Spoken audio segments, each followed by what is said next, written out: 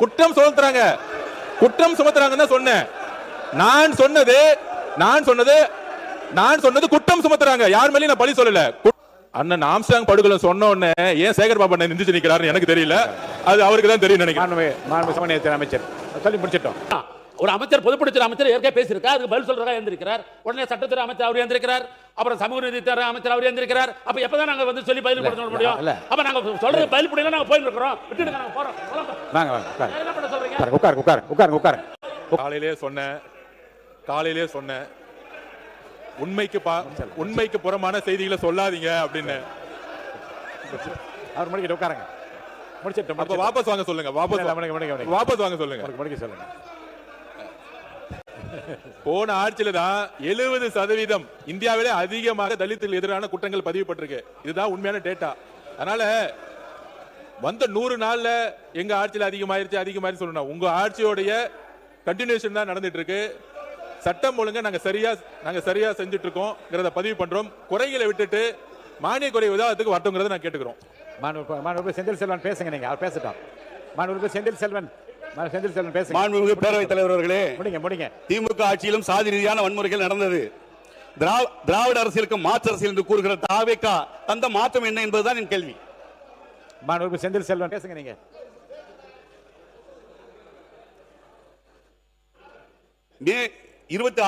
மே மாதத்திலே தென்காசியிலே 6 இளைஞர்கள் மேல் கொலைவெறி தாக்குதல் நடந்திருக்கிறது.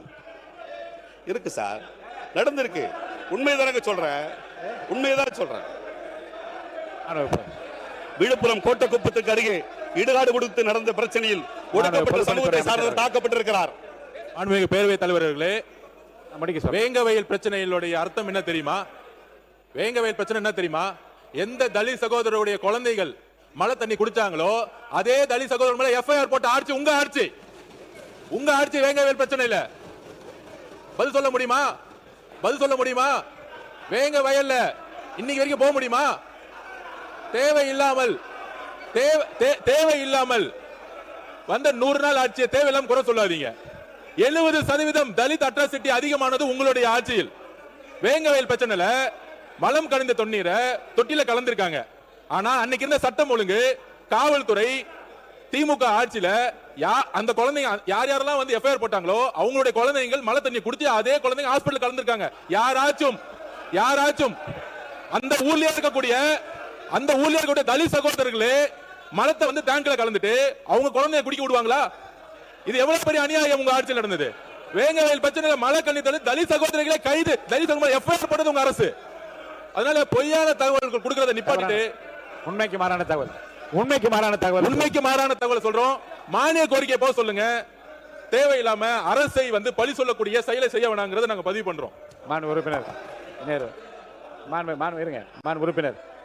உறுப்பினர் கே.என். நேரு அவர்கள். மாண்பு கே.என். நேரு. பேரவைத் தலைவர் அவர்களே, புதுக்கோட்டை மாவட்டம் வேங்கவயல் சம்பவம்.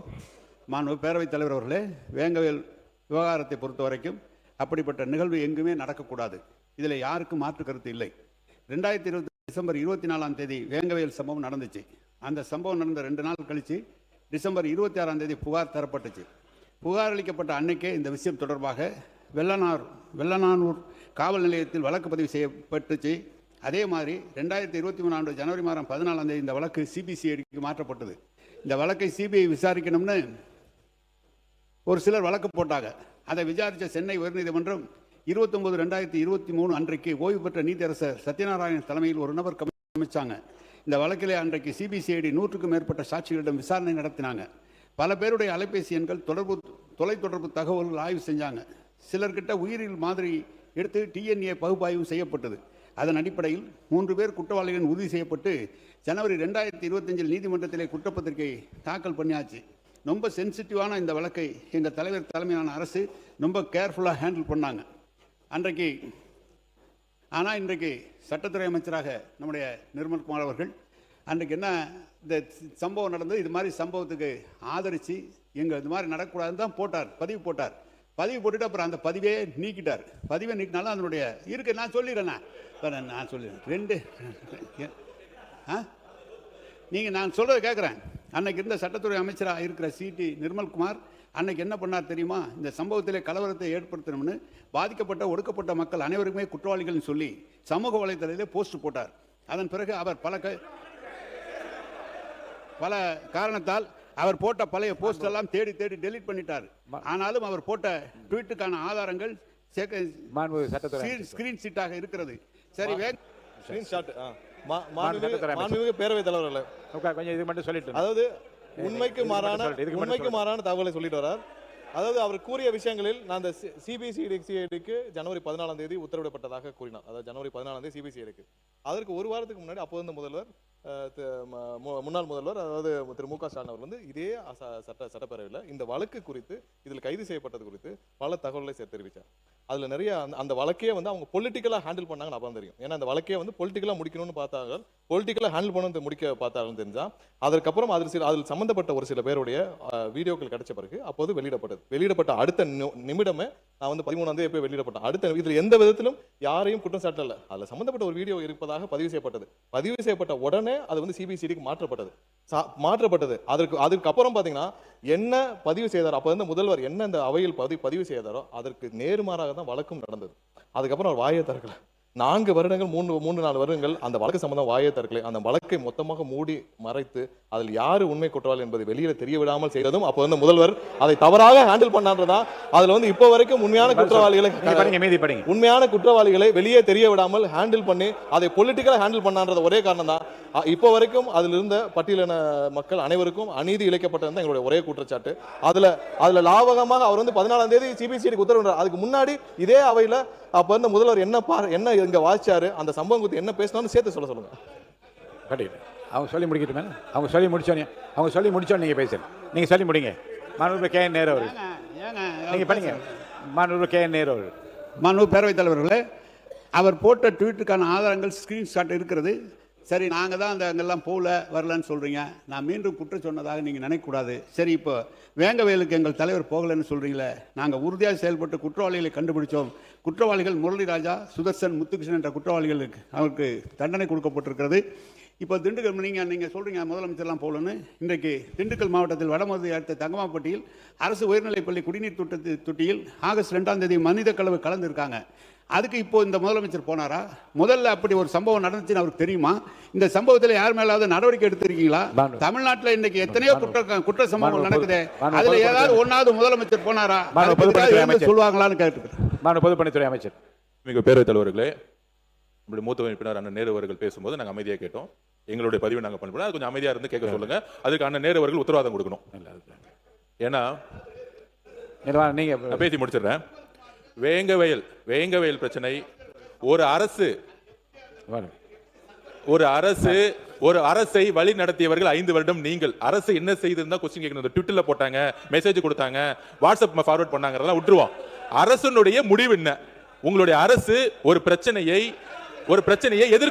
பிரச்சனையை எப்படி எதிர்கொண்டது? அதற்கு நான் பேசுறேன். நீங்க விளக்கம் கொடுத்தீங்களா?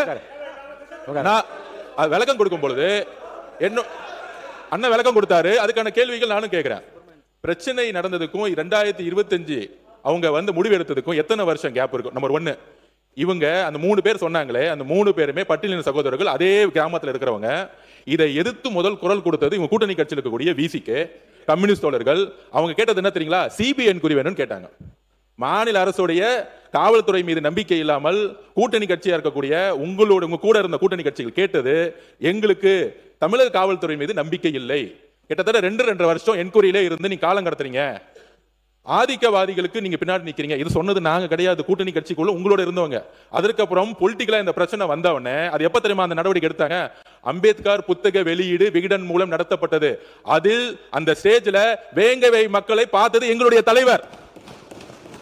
நோட் பண்ணிக்கோங்க. அதை பார்த்து முடிச்ச உடனே அடுத்த 15ஆவது நாள் இந்த கேஸ் ஃபாஸ்ட் ஆகுது. அதாவது எங்களுக்கு எந்த பிரச்சனையும் இல்ல. மாண்புமிகு முதலமைச்சர் சொல்றேன், இந்த போன ஆட்சியில் எல்லாருக்கும் என்னென்ன ஆக்ஷன் எடுத்திருக்காருன்னு. அண்ணன் ஆம்ஸ்ட்ராங் அண்ணன் படுகொலை செய்யப்பட்டார். அவங்களுடைய ஒய்ஃப் ஒரே கோரிக்கை, சிபிஐ என்கொயரி வேணும்னு. அரசியல் பின்புலம் இருக்கு. ஏன் முன்னாள் அமைச்சர்களே இதுல சம்பந்தப்பட்டிருக்க அம்மா குற்றம் சொல்றாங்க, குற்றம் சுமத்துறாங்கன்னு சொன்னேன். நான்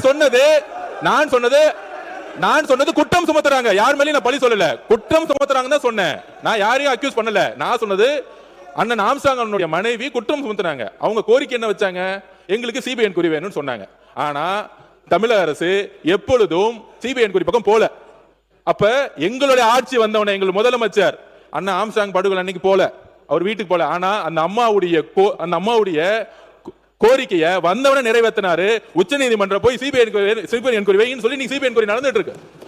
அப்ப அதே மாதிரி கவின் சப்ஜெக்டும் சரி, இந்த அரசு வந்தவன எப்படி கைது செஞ்சாங்க? ஒவ்வொரு சப்ஜெக்டும் சரி, முதலமைச்சருடைய ஒவ்வொரு அசைவிலையும் ஆணவ படுகொலையை முற்றிலுமா ஒழிக்கணும். இதுதான் எங்களுடைய மிகப்பெரிய நிலைப்பாடு. இதுக்கு யாருக்கும் நம்ம சப்போர்ட் பண்ண வரல. ஏன் போல முதலமைச்சர் போல அதெல்லாம் நான் கேட்கல. ஏன் ஆக்ஷன் எடுக்க தாமதம்? 2.5 வருஷம் என்ன பண்ணிட்டு இருந்த காவல்துறை? ஒரு கான்ஸ்டபிள் லெவல்ல, ஒரு எஸ்ஐ லெவல்ல ஒரு கேஸ் அந்த வில்லேஜ் லெவலுக்கு உங்களுக்கு தெரியும், கேஸை ஃபைல் பண்ணா ஈஸியா வந்து என்ன கண்டுபிடிச்சிருக்க முடியும். ஆனா 2.5 வருஷம் அது இழுத்ததுக்கான காரணம், அதுக்கு பின்னாடி ஒரு பின்னாடி இருக்கு, அரசியல் பின்னாடி இருக்குங்கிறதா மக்கள் பேசல, கூட்டணி கட்சிகள் பேசினாங்க. வேங்கவேல் பிரச்சனையை சிபிஐக்கு ஏன் கொடுக்கல அன்னைக்கு, அதுதான் நாங்க பதிவு பண்ணோம். அதனால இந்த வாட்ஸ்அப் ஃபார்வர்டு, ட்விட்டர் இதெல்லாம் விட்டுட்டு 5 வருஷ ஆட்சியில 70% தலித் சகோதரர்களுக்கு எதிராக கிரைம் வந்து பதிவுபட்டிருக்குங்கிறது நேஷனல்ல கிரைம் ரிப்போர்ட் சொல்லுது. இந்தியாவிலே அதிகமான கிரைம் ரிப்போர்ட் தலித் உங்களுக்கு எதிராக லாஸ்ட் 5 வருஷம். இந்த ஆதாரத்தை நாளை காலையில் உங்கள்கிட்ட கொடுக்குங்கிறத நான் பதிவு பண்றேன். இந்த அரசு, எங்களுடைய முதலமைச்சர் யாராக இருந்தாலும் நேர்மையாக துரிதமாக முடிவு எடுப்பார். இது எந்த சாதிக்கும் சார்பு அரசு கிடையாது, சமத்துவக்கான அரசுங்கிறத நாங்க பதிவு பண்றோம். அண்ணன் ஆம்ஸ்ட்ராங் படுகொலை சொன்ன உடனே ஏன் சேகர் பாபு அண்ணன் நிந்திச்சு நிக்கிறாரு எனக்கு தெரியல, அது அவருக்கு தான் தெரியும் நினைக்கிறேன். மாண்பு சமநிலையத்துறை அமைச்சர் சொல்லி முடிச்சிட்டோம். மாண்பு சமநிலை நீங்க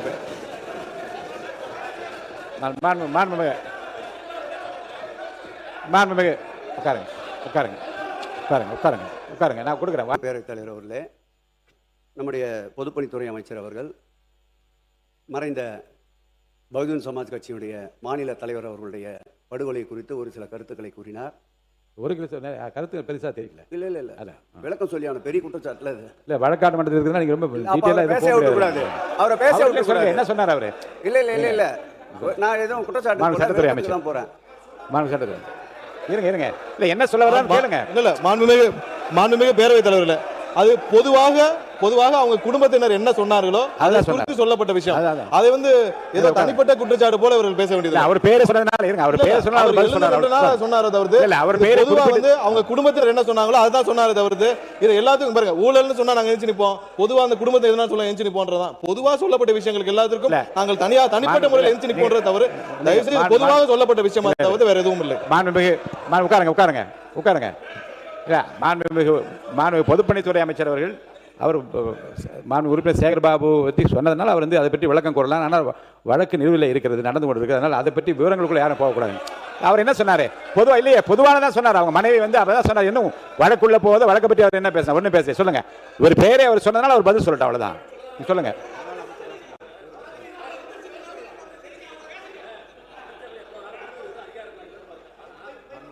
குறிப்பிட்ட பின்பு அவர் முழுமையாக தெளிவுபடுத்தி இன்னொரு அமைச்சரோட பேசலாம் முடியும். ஒரு கருத்து வச்சு 3 அமைச்சரை எழுந்து அதே மாறி பேசினா எப்படி நாங்கள் விளக்கம் சொல்ல முடியும்? சொல்லுங்க. இல்ல அந்த ப்ரொசீஜர் என்னன்னு சொல்லுங்க. எனக்கு அமைச்சர்களுக்கு எப்போனாலும் எழுந்திருக்க அதிகாரம் இல்லைன்னு மறுக்கல. ஆனால் நீங்க ஒரு உறுப்பினர் குறிப்பிட்ட ஒரு விளக்கம் சொல்லி முழுமையாக முடிஞ்சு இருப்பாரு. அதில் அமைச்சர் வந்து தவறு நினைச்சாலும் திருப்தி அடையலாம் கூட அவர் சொல்லலாம். ஒரு அமைச்சர் பொதுப்பணித்துறை அமைச்சர் ஏற்கனவே பேசியிருக்கார், அதுக்கு பதில் சொல்றதா எழுந்திருக்கிறார். உடனே சட்டத்துறை அமைச்சர் அவர் எழுந்திருக்கிறார், அப்புறம் சமூக நீதித்துறை அமைச்சர் அவர் எழுந்திருக்கிறார். அப்ப எப்பதான் நாங்க வந்து சொல்லி பதில் கொடுக்க முடியும்? அப்ப நாங்க சொல்றது பதில் புரியல, நாங்க போயிட்டு இருக்கிறோம், விட்டுடுங்க, நாங்க போறோம். என்ன பண்ண சொல்றீங்க? உட்காருங்க. மாண்பு பேரவைத் தலைவர்களே, நான் நீதிமன்ற விசாரணைக்குள் செல்ல தயாராக இல்லை. ஆம்ஸ்ட்ராங் என்பவரும் நாங்களும் ஒரே பகுதியில் பிறந்து வளர்ந்தவர்கள். எங்கள் குடும்ப சுகதுக்க நிகழ்ச்சியில் அவர் பங்கேற்றிருக்கின்றார், அவர் குடும்ப சுகதுக்க நிகழ்ச்சியில் நாங்கள் பங்கேற்றிருக்கின்றோம். அவர் இறந்தவுடன் அவர் வீட்டுக்கு சென்று இரவெல்லாம் இருந்து அவருக்கு இறுதி மரியாதை செலுத்தினோம். அதன் பிறகு எங்கள் மாண்புமிகு தமிழக முதல்வர் அவர்கள் அவர் வீட்டிற்கு நேரடியாக சென்று அவர் மனைவியிடம் இந்த குற்றத்திற்கு, இந்த தவறுக்கு யார் காரணம் இருந்தாலும் உரிய நடவடிக்கை எடுப்பேன் என்று அவரிடம் உறுதியளித்தார். நானும் உடன் இருந்தேன். அவருடைய பிரேதம் வைப்பதற்காக பள்ளி மைதானத்தை கேட்டார்கள், பள்ளி மைதானத்தை வழங்கினோம். அவர் 16ஆம் நாள் காரியம் செய்வதற்காக அந்த பள்ளி மைதானத்தை கேட்டார், அதையும் வழங்கினோம். அவர் பிரேதத்திற்கு மணிமண்டபம் கட்டுவதற்கு அவர்களுக்கு சொந்தமான இடம் நம்முடைய சென்னையை ஒட்டி இருக்கின்ற மாதவரம் பகுதியில் கேட்டார், அதையும் இந்த அரசு தான் வழங்கியது. இதையெல்லாம் ஏன் சொல்கிறேன் என்றால், ஒரு குற்ற உணர்வோடு, ஒரு குற்றப்புணர்வோடு ஒரு கட்சியினுடைய தலைவருடைய படுகொலையை திசை திருப்பக்கூடாது. சிபிஐ வசம் தற்போது வழக்கு இருக்கின்றது. சிபிஐ என்ன சொன்னாலும் அதற்கு ஒத்துழைக்க நாங்கள் தயாராக இருக்கிறோம். சிபிஐயோடு நாங்கள் நிச்சயம் நிற்போம். எங்களை பொறுத்தளவில் அரசியல் மாறுபாடுகள் கருத்தோடு கருத்துத்தான் மோதுவோமே தவிர இப்படி வன்முறைக்கு செல்லுகின்ற இயக்கம் நாங்கள் அல்ல என்பதை மாண்புமிகு பேரவையின் தலைவர் வாயிலாக மாண்புமிகு பொதுப்பணித்துறை அமைச்சர் தெரிவித்துக் கொள்கிறேன். பொதுப்பணித்துறை அமைச்சர் பொறுப்புள்ளவர். இப்படி ஒரு பெரிய வழக்கு அரசியலை சம்பந்தப்படுவது நாகரிகமற்றது என்பதை அவருக்கு அன்போடு தெரிவித்துக் கொள்கிறேன். அவர் பொதுவான கருத்தை வெளியிட்டு உங்க பேரை சொல்லிருங்க. இருங்க, அவர் பேச இருங்க, அவர் பேரை சொல்ல பேச அனுமதிச்சல. நானு பேச அனுமதிச்சா இல்லையா? பேசி தரல, உட்காருங்க. நீங்க என்ன மிஸ்டர் இல்ல மான் உறுப்பினர் ஆஸ்டின், நீங்க என்ன இருங்க, நீங்க என்ன எல்லாருக்கும் ஸ்போர்ட்ஸ் பர்சனா? நீங்க மான் உங்க உறுப்பினர் ஆஸ்டின் உங்களை எச்சரிக்கிறேன். நீங்க என்ன எல்லாருக்கும் ஸ்போர்ட்ஸ் பர்சனா? எல்லாத்தையும் எதிர்க்கிறீங்க. No, I cannot allow this. No no no no no, I cannot allow. உட்காருங்க, நான் உங்களை அலோவ் பண்ண முடியாது. நீங்க முடியாது. நீங்க உங்க கொறடா இருக்காரு இல்லங்க, உங்க கொறடா இருக்காரு. அவர் சொல்லுவதை நான் நயமாக ஏற்றுக்கொள்கிறேன். அவரை பேச வச்சுட்டு முடிஞ்சிச்சு. மான் உறுப்பினர் செந்தில் செல்வன் இல்ல முடிஞ்சிச்சு, அவ்வளவு. அதுக்கு மேல கிடையாது. உட்காருங்க, போதும் போதும். இது சர்ச்சை இல்லாமல் முடிக்க வேண்டும். இதை பெரிதுபடுத்தாமல் முடிக்க வேண்டும், சர்ச்சையெல்லாம் முடிக்க வேண்டாம். மாண்புமிகு உறுப்பினர் செந்தில் செல்வன், நன்றி. இல்ல அடுத்த உறுப்பினர் அழைச்சார். போதும், அவர் கொடுத்த விளக்கம் அவ்வளவுதான். அவர் தன்னை தனக்குரிய விளக்கத்தை அவர் கொடுத்துட்டு அது போதுமானது. அதுக்குள்ள போகாதீங்க, உட்காருங்க. உட்காரு, அந்த பிரச்சனைக்குள்ள போகாதீங்க. சொல்லுங்க, வேண்டாம், நீங்க பேசுங்க. நீங்க பேசுங்க, நீங்க பேசுங்க. நான் அலோவ் பண்ணலைங்க, தயவு செய்து முடிஞ்சிச்சு. இல்ல இல்ல போதும், இல்ல போதும். மாண்புமிகு செந்தில் செல்வன், நீங்க பேசினா அலோவ் பண்ண இல்ல, பேசிட்டீங்க, அவ்வளவுதான். நீங்க உங்களுக்கு பேசுறது இல்ல, உங்க பேரை சொன்னாரு, உங்களுக்கு விளக்கம் கொடுத்துறீங்க. அந்த விளக்கத்தில் மேல யார் இங்க பாருங்க, அந்த விளக்கமே போதுமானது என்று நான் கருதுகிறேன். வீண் சர்ச்சைக்குள்ள போக வேண்டாம். உட்காருங்க, தயவு செய்து உட்கார். நான் இல்ல மாண்பு உறுப்பினர் உட்காருங்க, போதும். உங்களுக்கு நான் அவர் பேரை சொன்னதால உங்களுக்கு அனுமதிச்சேன். நீங்க விளக்கம் சொல்லிட்டீங்க, அந்த விளக்கமே போதுமானது. மாண்பு செந்தில் செல்வன், நீங்க பேசுறீங்களா? மானிய கோரிக்கைக்குள்ள பேசினா இனிமே அனுமதி. நாளை கூட சொல்லி விடுகிறேன், இனி வருங்காலங்களில் மானிய கோரிக்கையை எதிர்த்து வேறு செய்திகளுக்கு போவதால் தான் இன்னும் அனுமதிப்பதாக இல்லை. அந்த முடிவை தான் எடுக்க போகிறேன். மாண்பு உறுப்பினர் செந்தில் செல்வன், நீங்க பேசுறீங்களா இல்லையா? நீங்க பேசினா பேசுங்க. உட்காருங்க. மாண்பு உறுப்பினர் ஏவா வேலு அவர்கள், இந்த பிரச்சனை மாண்புமிகு பேரவைத் தலைவர்களே, நமது சமூக நீதித்துறை அமைச்சர் அவர்கள் இந்த ஆணவ கொலை குறித்த ஒரு கருத்தை இங்கே சொல்லியிருக்கிறார்கள். பொதுவாக அந்த பகுதியிலும் புதிய சட்டமன்ற உறுப்பினர், எங்கள் பகுதியிலும் புதிய சட்டமன்ற உறுப்பினர் இருக்கிறார்கள். அவர் பேசுகிற பொழுது பணி நிறைவு பெற்ற நம்முடைய KM பாஷா உயர்நீதிமன்ற நீதிபதி அவர்கள் ஒரு கமிஷன் அமைக்கப்பட்டிருக்கிறது ஒரு செய்தியை பகிர்ந்தார்கள். அந்த KM பாஷா என்கிற அந்த ஓய்வு பெற்ற நீதிபதியை அந்த கமிஷனர் போட்டதே திராவிட மாடல் ஆட்சி அண்ணன் MK ஸ்டாலின் என்பதை நாமன்றத்துக்கு நான் தெரிவித்துக் கொடுக்கிறேன். செந்தில் செல்வன், நீங்க பேசினா பேசலாம். இப்போ